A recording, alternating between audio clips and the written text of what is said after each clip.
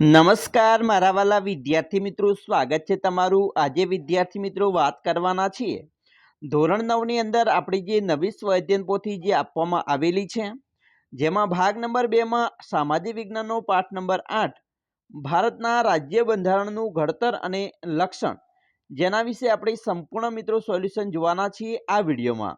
તો ચાલો વિદ્યાર્થી મિત્રો વિડીયોની શરૂઆત કરીએ। તેના પહેલા તમે ખાસ કરીને ચેનલમાં નવા છો તો મારા વાલા વિદ્યાર્થી મિત્રો ચેનલને અવશ્ય સબસ્ક્રાઇબ કરી વિડીયોને લાઇક અને શેર કરવાનું ન ભૂલતા, જેથી કરી અમે તમારા સુધી ધોરણ 9ના તમામ મિત્રો સ્વાધ્યાયન પોથીના વિડીયોનું સોલ્યુશન છે તે ઝડપથી મોકલી શકીએ। સૌપ્રથમ પ્રશ્ન 1 છે, જેમાં મિત્રો જોડકા જોડી ખલિયા પૂર્ણ કરવાની છે। પહેલો પ્રશ્ન છે સંસદનું નીચલું ગૃહ। તો સંસદનું નીચલું ગૃહ લોકસભાને કહેવાય છે, એટલે આપણે ડી જવાબ છે અહીંયા લખીશું। બીજું સંસદનું ઉપલો ગૃહ, તો સંસદનું ઉપલું ગૃહ રાજ્યસભા છે, તો આપણે અહીંયા 2 લખીશું। ત્રીજું છે ભારતનું રાષ્ટ્રીય ચિહ્ન, તો 4 સિંહોની મુખાકૃતિ છે, તો અહીંયા ઈ લખીશું। ભારતનું રાષ્ટ્રસૂત્ર, તો સત્યમેવ જયતે, જે આપણે અહીંયા 4 લખીશું। અને 5 બંધારણનું અર્ક, તો તે છે આમુખ, તો અહીંયા સી લખીશું। હવે આપણે પ્રશ્ન 2 છે, જેમાં મિત્રો વિધાન ખરા છે કે ખોટા એ જણાવવાના છે। પહેલું છે કોઈપણ દેશનું શાસન ચલાવવા માટે ઘડવામાં આવેલા નિયમોના વ્યવસ્થિત સંગ્રહને દેશનું આમુખ કહે છે।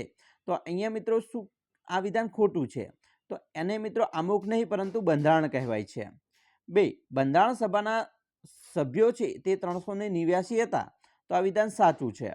3 બંધારણ સભાના અધ્યક્ષ તરીકે ડૉક્ટર ભીમરાવ આંબેડકર હતા, તો આ વિધાન ખોટું છે। મિત્રો અધ્યક્ષ ડૉક્ટર રાજેન્દ્ર પ્રસાદ હતા। 4 26મી જાન્યુઆરીને પ્રજાસત્તાક દિન તરીકે ઉજવવામાં આવે છે, તો આ વિધાન સાચું છે। 5 બંધારણની શરૂઆત આમુખથી થતી નથી, તો આ વિધાન ખોટું છે, કારણ કે આમુખથી થાય છે। 6 લોકશાહીનો મૂળ શબ્દ ગ્રીક ડેમોસ અને ક્રેટોસમાંથી ઉતરી આવ્યો છે, તો આ વિધાન સાચું છે। 7 ભારતમાં 18 વર્ષ કે તેથી વધારે ઉંમરના કોઈપણ નાગરિકને મત આપવાનો અધિકાર છે, તો આ વિધાન સાચું છે। એના પછી નેક્સ્ટ પ્રશ્ન છે 8 ઈસવીસન 1976માં 44મા બંધારણીય સુધારાથી આમુખનું બિન સાંપ્રદાયિક શબ્દ ઉમેરવામાં આવ્યો છે, તો અહીંયા મિત્રો આ વિધાન ખોટું બને છે, કારણ કે અહીંયા 44માં સુધારો નહીં પરંતુ 42માં સુધારાથી આવેલું છે। 9 ભારતનું બંધારણ 28 ભાગોમાં વહેંચાયેલું છે, તો આ વિધાન પણ ખોટું છે, 22 ભાગમાં મિત્રો વહેંચાયેલું છે। 10 ભારતનું એક એવું રાજ્ય કે જેને બેવડું નાગરિકત્વ મળેલું છે, જે જમ્મુ કાશ્મીર રાજ્ય છે। મિત્રો આ વિધાન આપણે અત્યારે સાચું માનીએ છીએ ચોપડીના હિસાબે, તો આ વિધાન પણ હવે ખોટું પડી જશે, કારણ કે ભારતનું જે જમ્મુ કાશ્મીર રાજ્ય છે એ મિત્રો રાજ્ય નહીં પરંતુ એક કેન્દ્રશાસિત પ્રદેશ બની ગયો છે, અને હવે એને બેવડું નાગરિકત્વ હતું તે ખતમ થઈ ગયું છે, અને એક જ નાગરિકત્વ ભારતીય રહ્યું છે।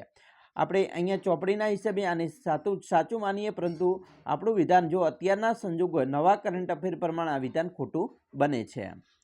પ્રશ્ન 3 છે કૌંસમાં આપેલા વિકલ્પમાંથી યોગ્ય વિકલ્પ પસંદ કરી ખલિયા પૂર્ણ કરવાની છે। પહેલું છે બંધારણના ખરડા સમિતિના અધ્યક્ષ, તો ડૉક્ટર ભીમરાવ આંબેડકર હતા। 2 ભારતનું બંધારણ 26મી જાન્યુઆરી ના 1950માં અમલમાં આવ્યું હતું। 3 વિશ્વના અમેરિકા દેશના મિત્રો નાગરિકને બેવડું નાગરિકત્વ આપવામાં આવેલું છે। 4 કેન્દ્ર સંઘ યાદીમાં ખાલગીયા વિષયનો સમાવેશ કરવામાં આવે છે, તો 97। 5 રાજ્યોના કાયદાઓમાં વિવાદ કે સંઘર્ષ ઊભો થાય ત્યારે ખાલગીયા કાયદો ચડિયાતો અને સર્વોપરી ગણાય છે, તો કેન્દ્રનો। 6 ભારતના બંધારણમાં ખાલગીયા પ્રકારની કટોકટીની જોગવાઈ કરવામાં આવી છે, તો જવાબ આવશે 3 પ્રકારની। 7 રાજ્યસભામાં વિવિધ ક્ષેત્રના નિષ્ણાત અનુભવી એવી 12 વ્યક્તિઓની સભ્ય તરીકેની પસંદગી ખાલગીયા કરે છે, તો રાષ્ટ્રપતિ કરે છે। 8 ભારતીય ન્યાયતંત્રમાં સૌથી ટોચ ઉપર ખાલગીયા અદાલત આવેલી છે, તો સર્વોચ્ચ અદાલત આવેલી છે। પ્રશ્ન 4 આપેલા વિકલ્પમાંથી યોગ્ય વિકલ્પ પસંદ કરી પ્રશ્નોના જવાબ લખવાના છે। પહેલું છે ભારતના બંધારણમાં કુલ કેટલા અનુચ્છેદો અને પરિશિષ્ટો છે, તો જવાબ આવશે 395 અનુચ્છેદ અને 8 પરિશિષ્ટ છે। 2 નીચેનામાંથી બંધારણ સભાના સ્ત્રી સભ્ય કોણ હતા, તો જવાબ આવશે સી શ્રીમતી સરોજિની નાયડુ। 3 ભારતના બંધારણમાં કોને આખરી સાર્વભૌમ સત્તા આપવામાં આવી છે, તો જવાબ આવશે ડી લોકોને। 4 બંધારણે કેટલા વર્ષ સુધીના બાળકોને ફરજિયાત શિક્ષણનો હક આપ્યો છે, તો જવાબ આવશે 6 થી 14 વર્ષના। 5 હું કેન્દ્રની ધારાસભાનો ઉપલબ્ધ છું, મારા 1/3 સભ્યો કેટલા વર્ષે નિવૃત્ત થાય છે? તો અહીંયા જવાબ આવશે દર 2 વર્ષે થાય છે. 6. બંધારણ સભાને બંધારણ કરતા કેટલો સમય લાગ્યો હતો? તો જવાબ આવશે 18 દિવસ 11 માસ અને 2 વર્ષ. સી. 7. સંરક્ષણ, વિદેશી બાબતો, અણુશક્તિ, નાણું, વીમો, બેન્કિંગ, તાર ટપાલ, રેલવે જેવા રાષ્ટ્રીય મહત્વ ધરાવતા ક્ષેત્રમાં કોણ સર્વોપરી સત્તા ધરાવે છે? તો જવાબ આવશે બી, કેન્દ્ર. 8. સતત ભાવ વધારાને કારણે નાણાંના મૂલ્યમાં ઝડપથી ધોવાણ થતું હોય ત્યારે કઈ કટોકટી જાહેર કરી શકાય છે? તો જવાબ આવશે સી, નાણાકીય કટોકટી. હવે આપણે જોઈશું પ્રશ્ન 5, જેમાં 1-2 વાક્યમાં જવાબ આપવાના છે. પહેલું છે, વિશ્વમાં સૌથી વધુ વિસ્તૃત અને વિશદ લેખિત દસ્તાવેજ ધરાવતું બંધારણ કયા દેશનું છે? તો તે છે મિત્રો ભારત દેશનું. 2. લોકોનું લોકો વડે અને લોકો માટે ચાલતું રાજ્ય, તો તેને લોકશાહી રાજ્ય કહેવાય. 3. ભારત પર અન્ય કોઈ રાષ્ટ્ર યુદ્ધકીય આક્રમણ કરે તો તેવા સંજોગોમાં ભારતના રાષ્ટ્રપતિ કેવા પ્રકારની કટોકટી જાહેર કરે છે? તો ત્યારે તેઓ સલામતી વિશે કટોકટી જાહેર કરે છે. એના પછી જોઈશું 4. જે વિષયોમાં કેન્દ્ર અને રાજ્યો વચ્ચે સત્તાની સ્પષ્ટ વહેંચણી થઈ શકી ન હોય તે વિષયનો સમાવેશ કઈ સત્તામાં કરવામાં આવે છે? તો વિષય મિત્રો કેન્દ્ર અને રાજ્યો વચ્ચે સત્તાની સ્પષ્ટ વહેંચણી થઈ શકી ન હોય તો તેને અહીંયા મિત્રો શેષ, બરાબર, શેષ સત્તા કહેવાય એને. તો એની શેષ સત્તા આપણે કહીશું. હવે આપણે જોઈશું પ્રશ્ન 6. નીચેના પ્રશ્નોમાં ટૂંકમાં જવાબ આપવાના છે. જેમાં મિત્રો પહેલું છે સંકલ્પના સમજાવવાની છે. ધર્મનિરપેક્ષતા. ભારતીય બંધારણમાં સર્વધર્મ તરફ સમાન દ્રષ્ટિ અને સમાન આદરભાવો સ્વીકાર થયો છે. રાજ્ય દ્વારા કોઈપણ ધર્મને ઉત્તેજન કે ટેકો નહીં. રાજ્યને પોતાનો કોઈ ધર્મ કે સંપ્રદાય નથી હોતો. બીજું, સમાજવાદી. ભારતમાં 1976માં કટોકટી શાસન દરમિયાન બંધારણમાં 42માં સુધારા દ્વારા આમુખમાં સમાજવાદી શબ્દ ઉમેરવામાં આવ્યો છે. ભારતીય બંધારણના મોટાભાગની જોગવાઈઓ પ્રત્યક્ષ કે પરોક્ષ રૂપે સામાજિક ક્રાંતિ દ્વારા સામાજિક અને આર્થિક સમાનતા સાધીને કલ્યાણ રાજ સ્થાપવાનો મૂળ ઉદ્દેશ છે. ત્રીજું, બેવડું નાગરિકત્વ. બેવડું નાગરિકત્વ એટલે 2 પ્રકારનું નાગરિકત્વ. સમવાયતંત્રી શાસન વ્યવસ્થામાં નાગરિકો બેવડું નાગરિકત્વ ધરાવે છે. યુએસએમાં સમવાયતંત્રી શાસન વ્યવસ્થા છે, તેથી ત્યાં દરેક નાગરિક બેવડું નાગરિકત્વ ધરાવે છે. ચોથું, રાજ્યસભા. રાજ્યસભા એ સંસદનું મિત્રો ઉપલું ગૃહ છે. રાજ્યસભા કાયમી ગૃહ છે. તેના 1/3 સભ્યો દર 2 વર્ષે નિવૃત્ત થાય છે. તેટલા સભ્યો ફરીથી ચૂંટવાને પાત્ર છે. રાજ્યસભાને સભ્યપદ 6 વર્ષ સુધી રહે છે. લોકસભા. લોકસભા એ સંસદનું મિત્રો નીચલું ગૃહ છે. લોકસભા એ કાયમી ગૃહ નથી. તેની મુદત 5 વર્ષની હોય છે. લોકસભાના સભ્યને લોકો પ્રત્યક્ષ રીતે ચૂંટીને લોકસભામાં મોકલે છે. હવે આપણે પ્રશ્ન 2 ઉપર જઈશું. વિધાન સમજાવવાનું છે. આમુખ ભારતીય બંધારણનો અર્થ છે. જવાબ જોઈએ. આમુખમાંથી મિત્રો અનેક વસ્તુઓ જાણવા મળે છે, જેમ કે કયા પ્રકારની મુશ્કેલીઓ નિવારવા માટેના કાયદો ઘડવામાં આવી રહ્યો છે. આમુખ એ કાયદાના ઘડતરમાં અને તેને સમજવા માટે તેનું માર્ગદર્શક બને છે. કાયદો ઘડવા પાછળ સંસદ કે ધારાસભાનો હેતુ શું છે તે જાણવા માટે પણ આમુખ મદદગાર છે. બીજું, આમુખ એ હોકાયંત્રની ગરજ સારે છે. જવાબ જોઈશું. કાયદાની કોઈ કલમ કે વિગતમાં અસ્પષ્ટતા કે વિસંગતતા હોય ત્યારે અથવા કાયદાનો હેતુ સ્પષ્ટ ન થતો હોય ત્યારે આમુખ કાયદાની કલમ, મુદ્દા કે શબ્દોનું યથાર્થ અર્થઘટન કરવામાં માર્ગદર્શક બને છે. તે કાયદાને સમજવાની ગુરુ ચાવી છે. આમુખ બંધારણની જોગવાઈઓને સમજવામાં હોકાયંત્રની ગરજ સારે છે. ત્રીજું, ભારત એ લોકશાહી પ્રજાસત્તાક રાજ્ય છે. જવાબ, ભારતમાં કોઈપણ વ્યક્તિ કે કુટુંબનું પરંપરાગત શાસન નથી. સાર્વત્રિક પુખ્ત વય મતાધિકારનો મૂળભૂત હક છે. ધારાસભા અને વિશેષ સત્તાઓ, સ્વતંત્ર ન્યાયતંત્રની વ્યવસ્થા વગેરે જોગવાઈઓ ભારતને લોકશાહી દેશ માટે જાહેર કરે છે. ભારતના રાષ્ટ્રપ્રમુખનો હોદ્દો વંશ પરંપરાગત નથી, માટે ભારત એ મિત્રો લોકશાહી સત્તા ધરાવતું રાજ્ય છે. ચોથું, બંધારણમાં રક્ષક અને વાલી તરીકે ન્યાયતંત્ર નાગરિકોના અધિકારોનું રક્ષણ કરે છે. જવાબ, બંધારણ જોગવાઈ અનુસાર ભારતમાં સળંગ, સ્વતંત્ર, નિષ્પક્ષ અને એકસૂત્રીય ન્યાયતંત્રની સ્થાપના કરવામાં આવી છે, જેની ટોચે સર્વોચ્ચ અદાલત, પછી મધ્યમાં વડી અદાલતો અને નીચે જિલ્લા કક્ષાની દાબાની અદાલતો હોય છે. ન્યાયતંત્ર કારોબારીથી સ્વતંત્ર છે. આથી બંધારણમાં રક્ષક અને વાલી તરીકે ન્યાયતંત્ર નાગરિકોના અધિકારોનું રક્ષણ કરે છે. 5 લોકશાહી સમાજમાં મહામૂલી મૂડી છે. જવાબ ભારતના બંધારણમાં સાર્વત્રિક પુખ્ત વય મતાધિકારોના ધોરણે મતદારોએ ચૂંટાયેલા પોતાના પ્રતિનિધિઓ દ્વારા રચાતી સંસદની કારોબારીને જવાબદાર છે. લોકશાહી રાજ્ય એટલે લોકોનું લોકો વડે અને લોકો માટે ચાલતું રાજ્ય. આમ રાજ્યની તમામ સત્તા લોકોના હાથ પર હોય છે, માટે લોકશાહી સમાજની મહામૂલી મૂડી કહેવાય. ત્રીજો પ્રશ્ન છે, ભારતના બંધારણની કઈ વિશિષ્ટ જોગવાઈઓ કરવામાં આવી છે? તો મિત્રો, ભારતના બંધારણમાં નીચે મુજબની વિશિષ્ટ જોગવાઈઓ છે, જેમાં ધારાગૃહમાં સ્થાનિક સ્વરાજ્યની ચૂંટણીઓમાં અનામત બેઠકો ફાળવવામાં આવી છે. સરકારી નોકરી અને શિક્ષણ સંસ્થાઓમાં પ્રવેશ માટે અનામત બેઠક છે. પછાત જાતિના બાળકોને શિક્ષણ માટે શિષ્યવૃત્તિઓ, સવલતો, ફી માફીની સગવડો વગેરેની જોગવાઈઓ કરવામાં આવેલી છે. 4 કેન્દ્રને કયા કરવેરા ફાળવવામાં આવ્યા છે? ભારતમાં મિત્રો કેન્દ્ર અને રાજ્યો વચ્ચે નાણાકીય સાધનોની વહેંચણી કરવામાં આવી છે, જેમાં આબકારી જકાત, આયાત નિકાસ જકાત, આવકવેરો વગેરે વધુ આવકો આપતા કરવેરા છે એ કેન્દ્રને ફાળવવામાં આવ્યા છે. હવે આપણે પ્રશ્ન 7 નીચે પ્રશ્નના મુદ્દા જવાબ આપવાના છે. અહીંયા નીચેના શબ્દો મિત્રો ચોરસમાં ભારતીય લોકશાહીના કેટલાક નામ છુપાયેલા છે, તેને ઓળખીને આપણે અહીંયા જે બોક્સ છે દ્વારા અલગ તારવી ઉત્તર તરીકે લખવાના છે.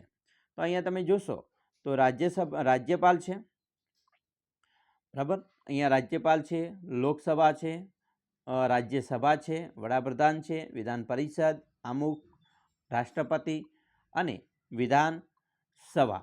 તો આવા અલગ અલગ મિત્રો શબ્દો મુકાયેલા છે, આપણે અહીંયા બતાવ્યું છે, બરાબર. અહીંયા તમારે ઉત્તર તરીકે પણ લખવાના રહેશે. પ્રશ્ન 2 બંધારણ ઘડતરની પ્રક્રિયા જણાવો. આઝાદી પહેલાં બ્રિટિશ સરકાર દ્વારા 25મી માર્ચ 1946ના રોજ 3 સભ્યોના કેબિનેટ મિશનને ભારતની આઝાદીને ઉકેલ શોધવાનું મિશન સોંપવામાં આવ્યું. તેમણે બંધારણના ઘડતર અંગેનું માળખું ઘડવા માટે બંધારણ સભાની રચના કરી, જેમાં કુલ 389 સભ્યો હતા. બંધારણ સભાના અધ્યક્ષ તરીકે ડૉક્ટર રાજેન્દ્ર પ્રસાદ અને બંધારણના ખરડા સમિતિના અધ્યક્ષ તરીકે ડૉક્ટર ભીમરાવ આંબેડકરને નિમવામાં આવ્યા અને આ રીતે બંધારણ ઘડતરની પ્રક્રિયા ચાલુ થઈ હતી.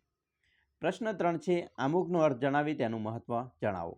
જવાબ આમુખ બંધારણનું પ્રારંભિક, હાદરૂપ અને વિશિષ્ટ સ્થાન ધરાવતું તત્વ છે. બંધારણની શરૂઆત આમુખથી થાય છે.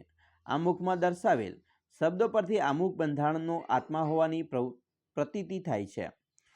એનું મહત્વ જોઈએ. આમુખને બંધારણનો આત્મા કહ્યો છે, તે રીતે તેનું મહત્વ સવિશિષ્ટ છે. કોઈપણ કાયદાના ઘડતરમાં તથા તેને પૂરી રીતે સમજવામાં કે અર્થઘટનમાં માર્ગદર્શન મળે છે. કાયદાના હેતુ તથા તેનો આદર્શ કાયદો ઘડવા પાછળ સંસદની નીતિ શું છે તે જાણવા આમુખ મદદરૂપ થાય છે. હવે જોઈશું પ્રશ્ન 4 મજબૂત કેન્દ્રવાળા સમવાયતંત્ર વિશે સમજાવો. જવાબ જોઈશું. ભારતના બંધારણમાં ન્યાય સમવાયતંત્ર ફેડરલ શબ્દનો ઉપયોગ થયો નથી. બંધારણ ભારતને રાજ્યનો સંઘ તરીકે વર્ણવેલ છે. આમ ભારત સંઘીય રાજ્ય કે સમવાયતંત્રમાં તટસ્થ, નિષ્પક્ષ અને સ્વતંત્ર ન્યાયતંત્ર છે, જે કેન્દ્ર અને રાજ્યો વચ્ચે સત્તાના અને કાર્યોના વિભાજનના સંદર્ભે કોઈ મડાગાંઠ ઊભી થાય તો તે બંધારણનું અર્થઘટન કરી તેનું નિરાકરણ લાવવાની પણ કામગીરી કરે છે. 5 ભારતીય બંધારણમાં સુધારાની જોગવાઈ સ્પષ્ટ કરો. જવાબ બંધારણમાં ફેરફારની કલમોના 3 ભાગમાં વહેંચવામાં આવી છે. અમુક જોગવાઈઓમાં સંસદના હાજર અને મત આપતા સભ્યોની યાદી સાદી બહુમતીથી સુધારો કરી શકાય છે. અમુક જોગવાઈઓમાં સંસદના બંને ગૃહની કુલ સભ્ય સંખ્યાની બહુમતી અને હાજર તેમજ મત આપતા સભ્યોની 2/3 સ્પષ્ટ બહુમતીના ફેરફાર થઈ શકે છે. આ રીતે મિત્રો સુધારાની જોગવાઈઓ સ્પષ્ટ છે. પ્રશ્ન 8 નીચેના પ્રશ્નોના સવિસ્તર ઉત્તર આપવાના છે. પહેલો પ્રશ્ન છે, આમુખના આધારસ્તંભો વિશે વિગતે ચર્ચા કરો. તો મિત્રો આમુખના મુખ્યત્વે 3 આધારસ્તંભો છે, જેમાં પહેલું છે લોકશાહી. લોકશાહી શબ્દ મૂળ ગ્રીક શબ્દ ડેમોસ લોકો અને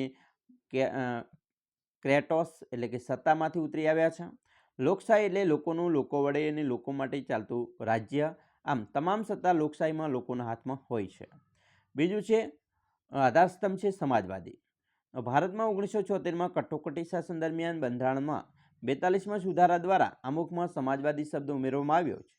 ભારતીય બંધારણની મોટા ભાગની જોગવાઈઓ પ્રત્યક્ષ કે પરોક્ષ રૂપે સામાજિક ક્રાંતિ દ્વારા સામાજિક અને આર્થિક સમાનતા સાધીને કલ્યાણ રાજ સ્થાપવાનો ઉદ્દેશ છે. ત્રીજું બિનસાંપ્રદાયિકતા. 1976ના 42માં બંધારણીય સુધારાથી આમુખમાં બિનસાંપ્રદાયિકતા શબ્દ ઉમેરવામાં આવ્યો છે. ભારત એક ધર્મનિરપેક્ષ કે બિન સાંપ્રદાયિક રાજ્ય છે. બંધારણની જોગવાઈ મુજબ ભારત ધાર્મિક રાજ્ય બની શકે નહીં. હવે જોઈશું પ્રશ્ન મિત્રો 2, બંધારણના મૂળભૂત લક્ષણો જણાવો. જવાબ જોઈશું. 26મી જાન્યુઆરી 1950થી અમલમાં આવેલ વિશ્વના સૌથી મોટા લેખિત બંધારણનું કેટલાક મૂળભૂત લક્ષણો નીચે મુજબ છે. જેમાં પહેલું, લેખિત દસ્તાવેજ. તો બ્રિટન અને ઇઝરાયલના અપવાદ સિવાય ભારત સહિત દુનિયાના બધા જ લોકશાહી દેશોમાં બંધારણ લેખિત સ્વરૂપે છે. બીજું, બંધારણનું કદ.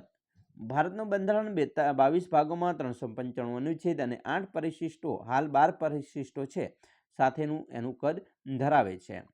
ત્રીજું, એક જ નાગરિકત્વ. અમેરિકા જેવા દેશોમાં દરેક વ્યક્તિ બેવડું નાગરિકત્વ ધરાવે છે, જ્યારે ભારતના ગમે તે રાજ્યમાં આપણે રહેતા હોઈએ, પરંતુ આપણે એક જ નાગરિકત્વ એટલે કે ભારતીય નાગરિકત્વ ધરાવીએ છીએ. ચોથું, મજબૂત કેન્દ્રવાળું સમવાય તંત્ર. ભારતના બંધારણમાં ક્યાંય સમવાય શબ્દનો ઉપયોગ થયો નથી. બંધારણ ભારતને રાજ્યનો સંઘ તરીકે જ વર્ણવે છે. આમ ભારતીય સંઘીય રાજ્ય છે. તો આવી રીતે એનું મજબૂત કેન્દ્રવાળું સમવાય તંત્ર પણ છે. તો આ વાત કરી વિદ્યાર્થી મિત્રો આપણું તમારો પાઠ નંબર 8 છે તેનું સંપૂર્ણ સોલ્યુશન. આવા જ વિડીયો જોવા માટે આપણી ચેનલને મિત્રો સબસ્ક્રાઇબ કરી વિડીયોને લાઇક અને શેર કરવાનું પણ ન ભૂલતા.